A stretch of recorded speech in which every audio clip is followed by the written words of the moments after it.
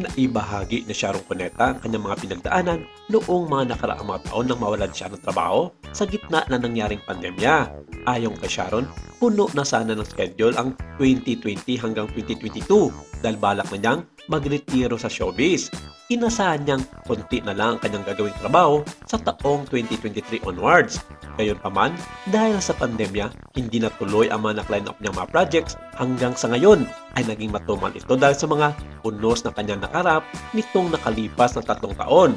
Ayon pa sa kanya, nagkaroon siya ng malaking utang na umabot pa ito ng tumataginting na kalating bilyon, pero nabayaran niya ito ng paunti-unti dahil sa kanyang mga nabentang mga real estate property noong 2020. Paliwanag pa niya, ang kanyang utang ay tinuturing niyang good utang dahil ginamit niya ito sa real estate investment.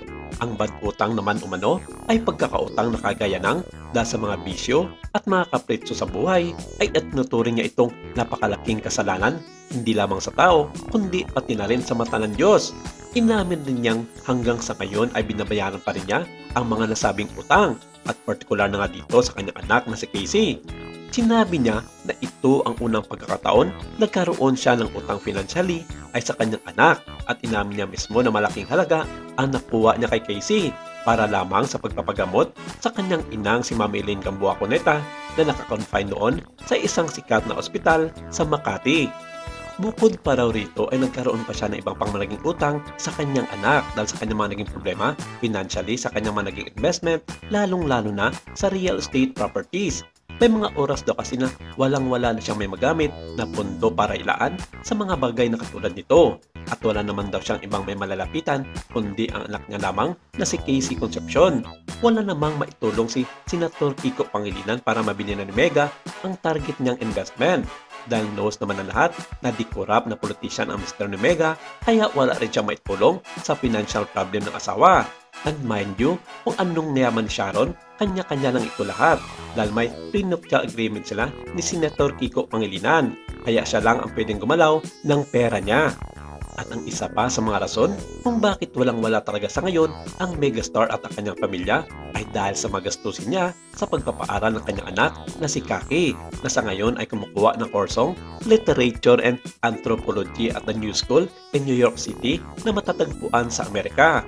Ayon sa kanya, need nilang mag-invest sa pag-aaral ni Frankie kahit nasabing isa ito sa mga pinaka-expensive na kurso sa buong mundo. Pwera pa dito na sobrang mahal din ang tuition sa nasabing school kung saan naka-enroll sa ngayon ang panganay nilang anak ni Kiko Pangilinan na si Kaki. Dagdag pa raw rito ang napakamahal na renta sa kondo na tinutuluyan ng panganay na anak sa New York City. Ayon pa sa mga naging payag ng ilan sa mga malalaking pangalan sa showbiz at ng ilang mga vloggers at columnists, isa rin daw sa mga naging dahilan sa pagkatugbok sa utang ng megastar ang katatapos pa lamang na election 2022 kung saan tumakbo sa pagka-vice presidente ang asawa nitong si Kiko Pangilinan kung saan nagdapa sila ng malaking halaga para pantusto sa mga campaign rally ng asawa sa kasagsagan ng pangangampanya nito sa nasabing presidential election 2022. Hindi man maitago ng mag-asawang Kiko at Sharon ang katotohanan. Pero ito talaga ang nangyayari sa buhay politiko, ang mag-invest ng pera sa taong bayan para makuha nito ang suporta para sa kanyang kandidatura. Pero sa kasamaang palad, hindi nagwagi si Kiko Pangilinan para makuha ang isa sa pinakamataas na posisyon sa gobyerno. Natapot, tinalo siya ng kanyang katunggali sa pagka-vice presidente ng anak ni Duterte na si Inday Sara. Pero ganun pa man, wala naging payag dito ang kampo ni Casey Concepcion. Kung totoo ba, ang nagsisalabas ang balita na unti-unti na siyang nababayaran ng kanyang inang si Sharon Cuneta sa mga utang nito sa kanya. Matatandaang malaking halaga ng kayamanan ang namana ni Casey sa kanyang lolo't lola na sina dating Pasay City Mayor Pablo Cuneta at ang may bahay nitong si Mami Elaine Gamboa Cuneta.